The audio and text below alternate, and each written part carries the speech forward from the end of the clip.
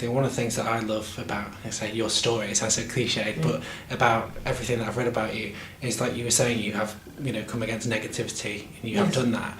But now all of the things that I'm reading about you, and now that people are listening to your music, it's really positive. Yes. And you're really surprising people. So, I mean, how does that must feel quite like a triumph? It is a relief, There was a time a few months back where I felt hopeless. I felt like, what do I do?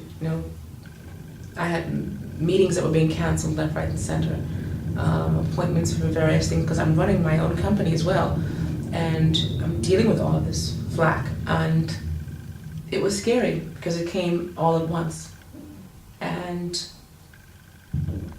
I had to just sit back and think, okay, I did the press conference thing, I dealt with that with one set of issues, and it was good for some, it wasn't good for others, and it was like, I was faced with this dilemma of, you do a press conference, they say you're trying to capitalize and make, and promote yourself about, something that's negative. I don't know when scandal becomes a positive thing, It's a very sad state of affairs where, doing something very terrible makes you a star. But it is the world we live in. So I was kind of condemned by some for doing so. And then when I don't say anything, you're condemned for not saying anything and hiding, because for 2 weeks I didn't say anything about it. I stayed home and watched the 30 and 40 vans and trucks and satellite things outside my home. It was like I had Britney Spears upstairs playing canasta or something. It was that crazy. And I couldn't go in my garden. I'm always in my backyard doing stuff. I have to get security people to drive me in and out of my home. So I decided I would meet them and tell them, okay, hey, take all the pictures you want. Ask me all the questions with regard to these allegations that you want. Some of them did try to ask about music, but I didn't want to discuss music at the time because I felt it was inappropriate. We speeded the album up. It was supposed to come out next year. It's coming out now. And I want to talk about the music. I wanted to not do press conferences to deal with tabloids. And, I'm a 50-year-old dude.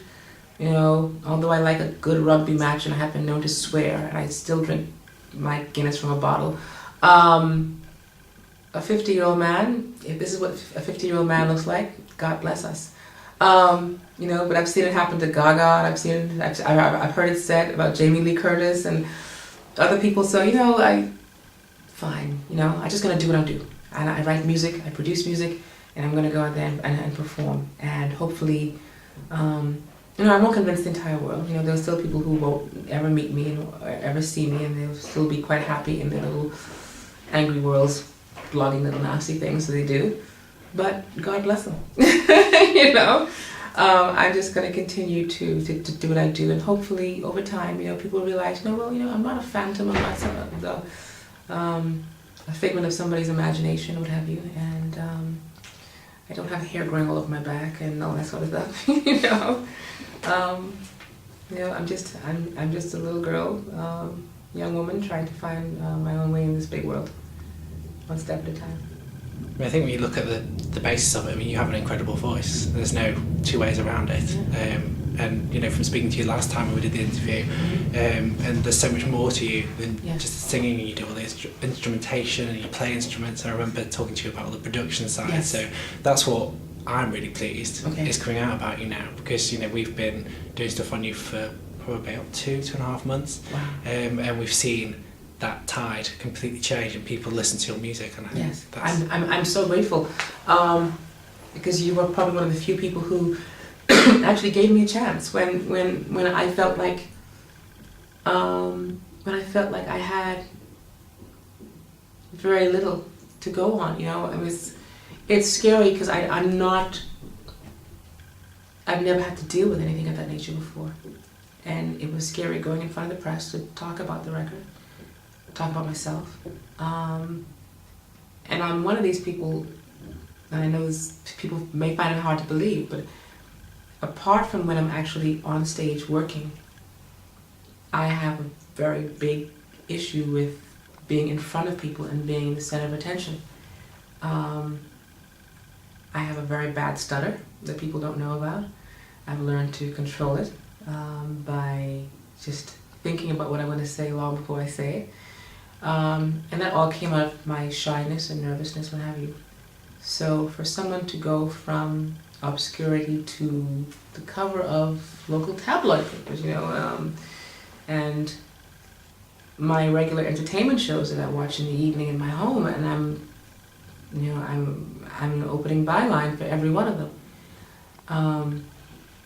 It's scary, and I felt like nobody was going to give me a chance to just be me and say what the truth is, and then I felt like, why should I have to, or do I have to? And you've been one of the few people who've actually gone out there and stuck your neck out on a limb and said, hey, let's give her a chance to talk, and I appreciate that greatly. Well, we heard the music, and that's all that matters. Thank you. Thank you. We've been. I've been performing in London every night since I got here last week Thursday morning. I landed on Thursday morning at like 6:45 a.m. Got to my flat about 9 after stopping at M&S and buying stuff, and had enough time to make breakfast. And then I was in dance rehearsal with 4 dancers that I've never met before, and learning choreography for art performances and stuff, and on stage that night. So it's been that way ever since. I get home at 2 o'clock in the morning, I'm up at 5, and so it's been good, and it's all about the music for me right now. It's about having fun and getting out there and seeing people, whether it's 5 people or 500 people, just getting out there and doing the songs and letting them see what we do and stuff on this modest scale, and hopefully when we come back next year or later on in the year, we can bring a full show and a full band with us, because working with the band, and it's crazy, it's sick. It's really how music is supposed to be celebrated and enjoyed. Doing the track dates and stuff is one thing, but when you have a live band behind you and stuff, and you can play off of each other, it's heaven. Well, as you know, I'm always on Twitter. Yes. And we appreciate that. Yeah, I talked to you, and I have a little friend in Madrid who is just, it's amazing. You never meet these people, you just Twitter with them, and you have these relationships, and and nobody knows that we're talking to each other directly and stuff about things. But it's really interesting. It's really interesting how the music and how they've actually been really cool. They've read the tabloid. Some of them have asked, what's up with this, kind of thing, or ¿qué pasa con este? But once they get a chance to communicate with you and stuff, and then they start spreading the word to their friends, oh, she's cool, kind of thing. And when you're coming to Spain, when you're coming to Barcelona and what have you, so it feels good. It's good to be here and finally meet somebody, from the internet. It's like internet dating. I know, it's hot, isn't it? Well, hopefully once we get this online, then yes. That will hopefully help to show people that you are a normal person, yeah. and you know what you're talking about, and your music is fantastic. So. Well, thank you so much. It's been great, and I hope to see you again. And I know I'm doing the IT thing tomorrow. ITV show. I think it's called This Morning. Oh yeah. Yeah, we're performing live. I didn't know. I thought it was pre-recorded. Okay. I don't even want to know how many people actually watch this show. I'm hoping everybody's at work or something, but that's... You can watch it online these days whilst it's Stop live. It. Stop it. And you get no retakes when you do live, so I'm cautiously looking forward to that tomorrow morning. Or maybe we're tweeting, I can see you. Yeah, well, I'm gonna have to do that myself as well, make sure that it's online on the sites.